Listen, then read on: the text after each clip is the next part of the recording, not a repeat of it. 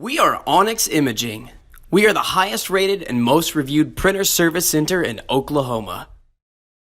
Hey there YouTubers, it's your girl Brett over here at Onyx. Today I'm going to show you how to print a supply status page, and I'm working with a brother HL-L6200dw.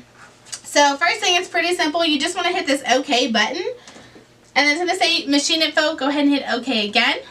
And then it'll say print settings, hit OK one more time, and then your printer should then print your supply status page. You can find useful information on this page, such as how much toner you have left in your toner, and then you can find out the original install date, how many pages you printed on that, so much more useful information. If you guys are in need of any supplies or quotes, give your girl Brett a call and have a great day. Thank you for watching. If you're interested in how you can receive free labor on all of your service calls, as well as how to qualify for free printer upgrades, contact us today. We are here for all of your printer and office supply needs.